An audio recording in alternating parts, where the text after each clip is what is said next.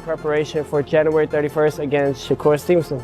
He was born for this. He's God-gifted. We're implementing a lot of different things for this camp. You got to do things in there that people have never seen. Every day is a different type of segment of working out. Earlier today, I had a little bit of strength and conditioning, and then swimming, exercising and expanding those lungs. And then we finish off late night. We come here and do 18 ounces of gloves, an hour or as long as I can of training without no break. Just trying to see how much more I could push. He's the best whenever he's in good condition. I'm not on the level that I think I am and I say I am, so I made this fight for that reason. That was my competitive edge kind of kicked in when I wanted to make this fight. Larry, work on your pace. Shakur has always been on the top level. All these guys have been looking up, so, you know, it's about time that they really find out where their place is, you know. They weren't looking up for nothing.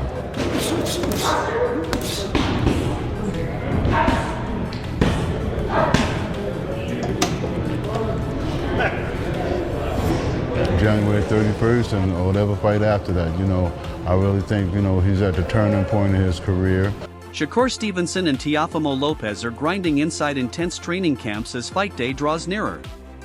Both fighters are sharpening their skills, focus, mindset, and hunger, preparing relentlessly for what promises to be a defining clash in their careers.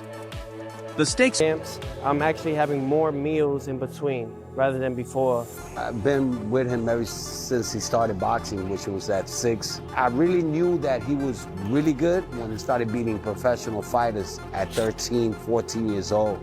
Between me and Shakur, when we were on the top rank, because we were the next rising stars, we sparred. We did only 3 rounds back in Miami in 2016. I was getting the best out of him. You should have seen afterwards. Why do you think he said stop? He said stop recording. Come on, dog.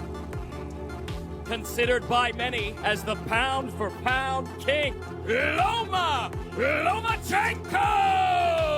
I want him to chase Loma because I knew that if we missed that opportunity, could not be higher, and every session in the gym reflects the magnitude of this upcoming showdown. Teofimo Lopez hones his speed, precision, and timing during intense pad work and training camp, sharpening every strike with meticulous attention to detail. You'll find out. Today is chest, triceps, a little bit of shadow boxing with some weights. Keep the ligaments and everything loose. A little bit of forearms to finish it off.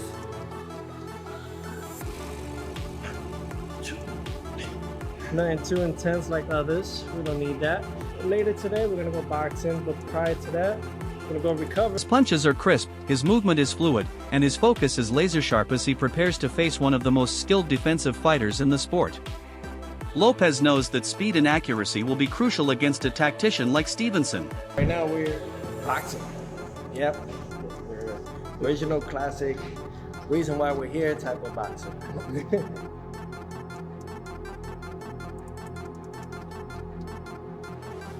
Well, every day is a learning experience. So when he's in there, he's just focused, you know? And when I see him focused, every time I know that he has somebody, I always tell him, you already figured him out. You know, that's like letting him know, have fun. From now on, just have fun. Back out. Double jab. Lopez says Shakur Stevenson is stepping up to prove a point, and he's ready to show who's truly the best. Lopez has made it clear that he welcomes this challenge and believes his power, athleticism, and big fight experience will be the difference on fight night. He is confident that Stevenson has never faced anyone quite like him before. Things that I have to work on within myself, it's a muscle. And it's a muscle memory that you have to create now. If you don't create now, it can harm you the day of. Trainer Wally Moses is preparing Shakur in camp to shut down all doubts, refining his skills, mindset, and discipline to shape the strongest and best version of Shakur. Moses understands that this fight is about more than just winning, it is about making a statement. You beat me, and I make it look pretty. You can do all this, all this, all this. Bro, you try to step this way, go night-night. Going night-night. What's gonna happen then when I beat Shakur? What you all gonna say then? You know what I mean? I believe in me. I believe in me before anybody else believed in me. Shakur is stepping up because he got nobody else to go after. He's stepping up to try to prove a point. You know, his big bro, AKA Terrence Bud Crawford, put a huge upset and made a historical moment in time. I think those things like that make Shakur want to step up the plate, step up to the challenge, and face Teofimo. Who is I? I mean, we were stablemates, me and Shakur, top rank. He talks about this and that and about I was jealous of him. No, I'm not. You were a 2016 USA Silver. Every session is designed to ensure Stevenson is ready for whatever Lopez brings into the ring. Regis Prograis believes Shakur Stevenson holds a clear mental and technical edge over Teofimo Lopez. While acknowledging Teofimo's athletic ability, Prograis points out recurring struggles, especially in mindset and consistency.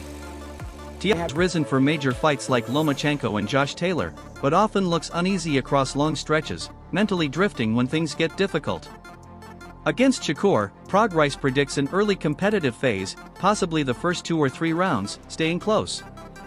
After that, Stevenson's composure and intelligence begin to take control. Shakur's sharp counter-punching, timing, and ability to sneak punches through gaps slowly wear opponents down. As Teofimo presses and misses, frustration builds. Prograis sees Shakur breaking him gradually, not with power, but precision, cruising to a comfortable 12-round decision victory. Michael Conlon calls the matchup between Teofimo Lopez and Shakur Stevenson one of the best fights that could happen in boxing today. Going pretty well so far. We had an excellent camp going so far, and I think that, Shakur is going to be in the greatest shape of his life for this here fight. He gets better by the hour, so being that he gets better by the hour, soon he'll be invincible, so, that's the way we're looking at it. Teo is probably the biggest opponent I fought, but I don't feel like size win fights. I don't care who you is. If we get in a physical little wrestling match or anything in there, you're going to feel me just as much as I feel you. So. Shakur's always been on the top level. All these guys have been looking up, so, it's about time that they really find out where their place is, They weren't looking up for nothing.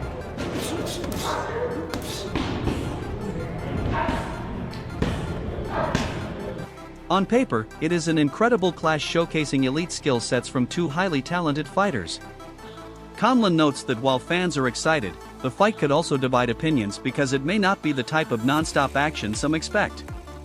Inside the ring, Shakur Stevenson operates like a true master of the sport. He combines patience, intelligence, and precise timing, controlling the pace and making calculated moves, essentially playing a high-level chess game rather than relying on raw aggression. Teofimo Lopez, on the other hand, brings flashes of brilliance. His athleticism, power, and technique are undeniable, but he can also be erratic at times, which creates both opportunities and risks in the fight. That contrast is what makes the bout so intriguing. Teofimo Lopez and Shakur Stevenson, that definitely makes sense. Who do you think is going to win that fight? I got Shakur for sure. Shakur.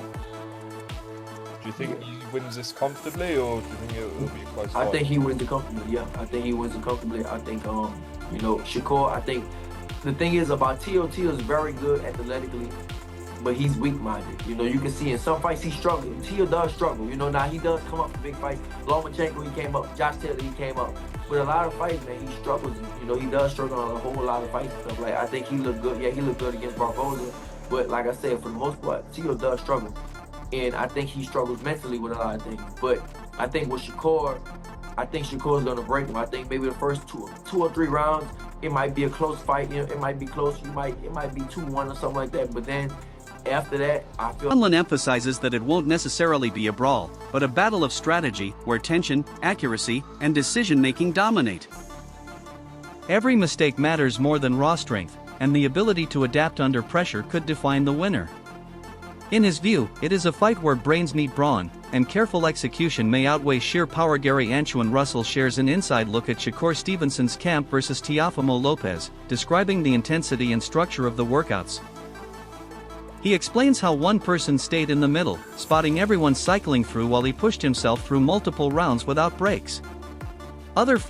Shakur is probably going to start stepping up, and Teo's going to try to hit him, and it's not going to work. And then Shakur might start. The thing about Shakur is a very good, a real good counter puncher, really sharp, real sharp with the counter punch. He sneaks those punches in, and that's the one that hurt the most when he just sneaking them in when you're not supposed to hit them. So I definitely feel like, I feel like Shakur is going to beat him. comfortably. Now, not knockout, but comfortable 12 rounds for sure. Have you sparred Lopez before? I never sparred Teo though. Never sparred Teo. Fighters in gyms were present, some sparring, others observing, but Gary remained the constant, completing sets of 6 and 7 rounds back to back. The final rounds captured with Shakur were at the very end of his session when fatigue and strength tested him the most. He notes that even before the Olympics, Shakur was building a powerful muscular frame, combining technical skill with grown man strength, making the preparation for this fight truly elite and demanding. Tim Bradley shares his thoughts on how impossible it is to beat Shakur Stevenson, explaining the difference between Stevenson and other fighters like Teofimo Lopez. He emphasizes that while Lopez is talented and powerful, he doesn't have a clear plan to take Stevenson down. For me, I'm not just saying this, one of the best fights that could have been made in boxing. When Teo is on, unbelievable. Shakur, unbelievable. What happens? Can I tell him my thoughts? I hope so, yeah, go on. I think it's going to be a war fest. It could be. An elite level chess match. On paper, it's an unbelievable fight. But I think when you're in there with a boxing master like Shakur, and he's going to play the game, just playing chess and not making no silly moves. And Teo is so, like, erratic at times, but very technical at times, and explosive. Will he, because he's smart, he is very smart, will he be making the mistakes or taking the... According to Bradley, Stevenson knows exactly how to fight Lopez, exploiting his weaknesses and neutralizing his strengths. He points out that Lopez hasn't knocked out many top opponents, and relying on raw power won't work against someone as skilled and precise as Stevenson. Timing, Bradley says, is everything, and Stevenson's timing allows him to control the pace, counter punches, and make even aggressive fighters look ineffective. He describes Stevenson as smart, disciplined, and adaptable, capable of reading opponents and adjusting mid-fight. Bradley stresses that Stevenson's undefeated record isn't luck, it reflects his mastery of technique, strategy, and mental focus. In his view, there is simply no blueprint for beating Stevenson, and Lopez, like everyone else, faces an enormous challenge if he steps into the ring with him. Okay, that's when one person stay in the middle and they just spot everybody that one person stay in while they keep... That's what that was. That's what I was doing. It wasn't just Shakur there. It was Shakur there. Richard Hitchens was there. He didn't want to spar. Who else was there? I want to say... What? Keyshawn brother was there. Keyshawn Davis' brother was there, but he was just there as a spectator. I was about to spar with Troy Isley. Right. Did some rounds with Troy. You sparred all of them. Not Keyshawn brother. That was another day. But they was all there. All of them was there. That whole little camp.